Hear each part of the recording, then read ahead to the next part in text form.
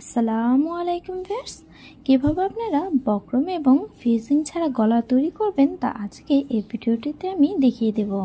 অনেক সময় দেখা যায় বক্রম এবং ফিজিং ঘরে থাকে না, তখন আপনারা খুব সহজেভাবে পাইপিং দিয়ে গলাটি তৈরি করে নিতে পারেন। তো এর জন্য এখানে আমি একটি কুর্তি নিয়েছি, কুর্তিটি দুই ভাঁজ করে নিয়েছি। এটি কুর্তির সামনের পার্ট।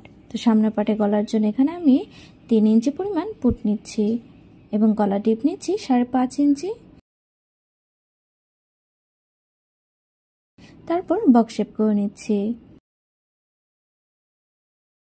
এর মধ্যে গোল গলা শেপটি দিয়ে নিচ্ছি। এই শেপ বরাবর করে কেটে নিচ্ছি।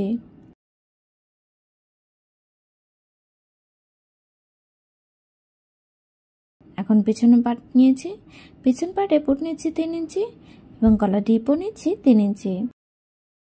এরপর বক্স শেপ করে নিয়ে এর মধ্যে গোল গলা শেপটি এঁকে নিচ্ছি। এখন এই দাগ বরাবর করে কেটে নিচ্ছি।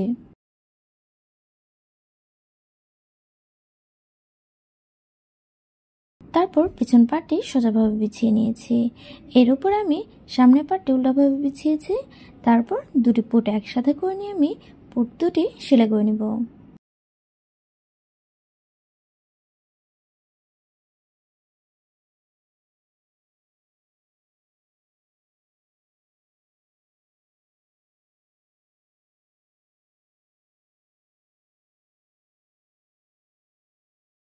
তারপর এখানে আমি দুটি কাপড় উল্টাভাবে বিছিয়ে নিয়েছি।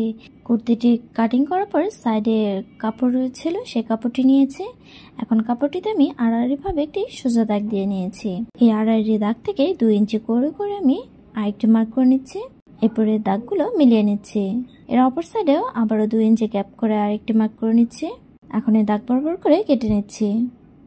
তো একটি পার্ট কাটিং করার পরে এই সাইজ করে আমি সবগুলো পাইপিং এর কাপড় কাটিং করে নিব।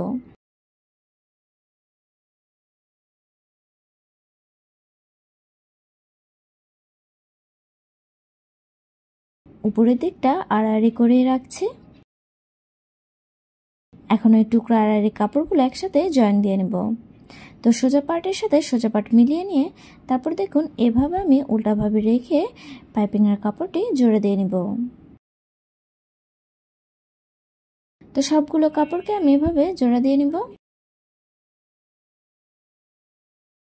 তারপর 2 ভাঁজ করে নিয়ে আমি স্ত্রি করে নেব।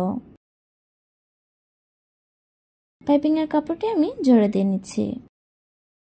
তো একটির সাথে আরেকটি লাগিয়ে লাগিয়ে আমি জোড়া দিয়ে নিচ্ছি, এতে পাইপিং এর কাপড়টি বড় হবে।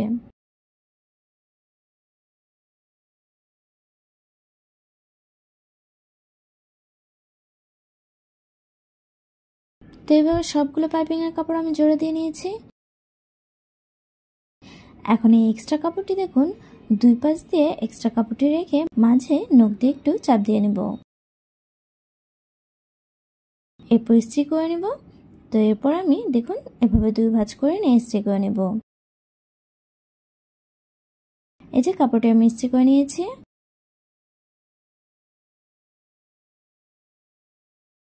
এখন আমি বডি পার্টটি নিয়েছি, বডি পার্টটিকে আমি উল্টাভাবে বিছিয়ে নেব।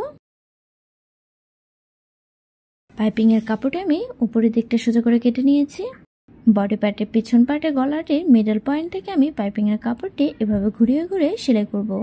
পাইপিং এর কাপড়টি শেষ দিকে আসলে এক্সট্রা অংশটা কেটে নেব। এরপরে দুটি পার্ট একসাথে করে জোড়া দিয়ে নেব।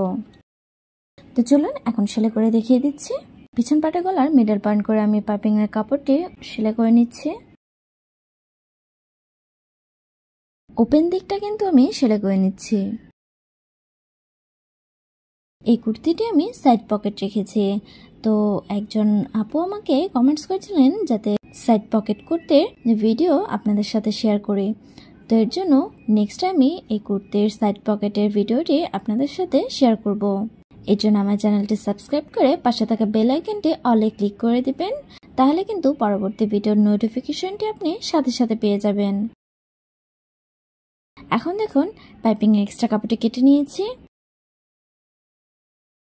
এরপরে এই দুটি কাপড় একসাথে করে জোড়া দিয়ে নিয়েছি।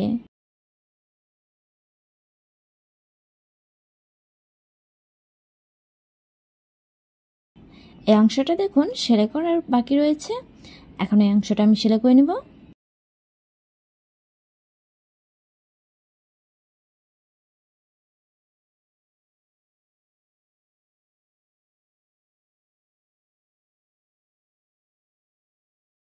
তারপর বডি পার্টটিকে আমি সোজা করে নিলাম। তারপর পাইপিংয়ের কাপড়টি দেখুন এভাবে একটি ফোল্ড করে নিলেই একদম খুব সুন্দরভাবে পাইপিংয়ের কাপড়টি সেলাই হয়ে যাবে।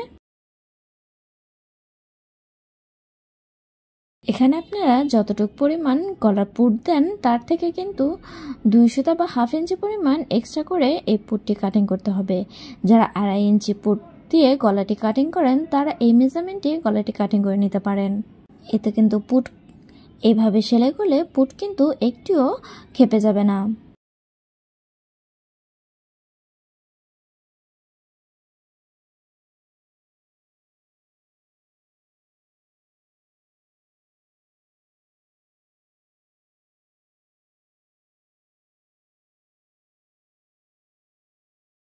তো পুরো পাইপিংটি আমি দেখুন সেলাই করে নিয়েছি, এরপর ইস্ত্রি করে নিয়েছি। এভাবে আপনারা খুব সহজেই পাইপিংটি সেলাই করতে পারবেন। অনেক সময় দেখা যায় পাইপিং ঘুচিয়ে থাকে, এটি কাপড়ের কারণেও হয়, আবার ঠিকমতো কাটিং করতে না পারলেও হয়। তাই আপনারা অবশ্যই চেষ্টা করবেন আড়াআড়ি কাপড়টি ভালোভাবে কাটিং করে নিতে। Thank you for watching. Allah Hafiz.